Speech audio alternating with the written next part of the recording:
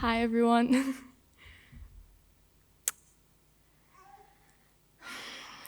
My story starts before I was born. Mom was diagnosed with toxoplasmosis, which is a disease that if a pregnant woman get, the baby was either stillborn, underdeveloped, or wouldn't survive long.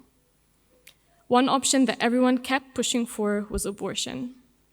But my mom put her faith in God, and I was born, healthy and thriving. My household was a Christian household. We grew up in church and Sunday school. I always had the knowledge of God and how he sent his only son, Jesus Christ, to die on the cross for us. But the story of my birth was one of the first that I heard mentioning God, his grace and plan in someone's life. It made me always have a connection with him.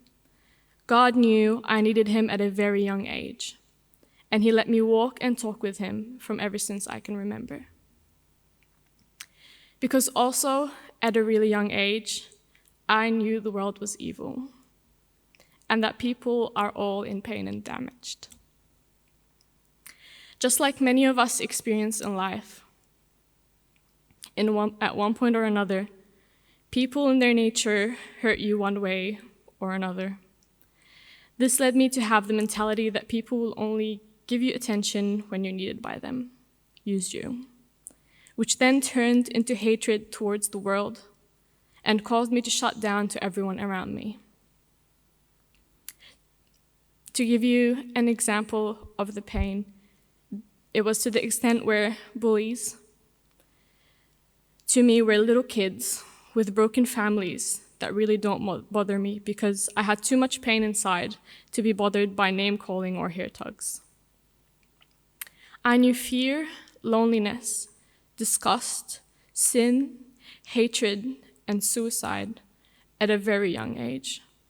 By young, I literally mean that by the time I was aware what those words meant, I was already deep in depression.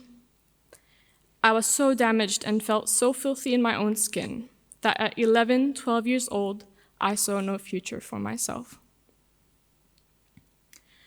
But one day, worse than the rest, I was on the edge of great darkness in my mind, contemplating whether I should live my life, seeing that I have nothing to live for but pain and suffering.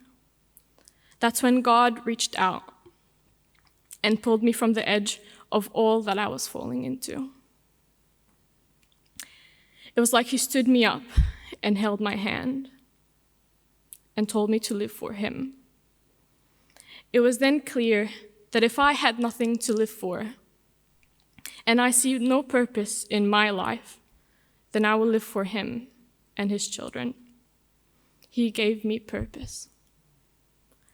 I learned at the same time that the despair of my own sin and the amount of love and forgiveness God has for me, even though I am just as bad, if not worse, than the people around me who I came to hate.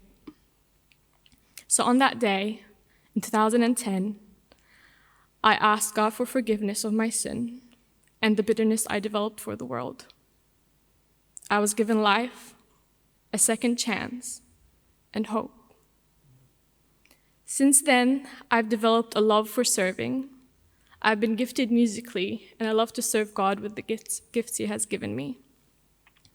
I've also been blessed with an amazing husband who is committed to God and also has a heart for ministry.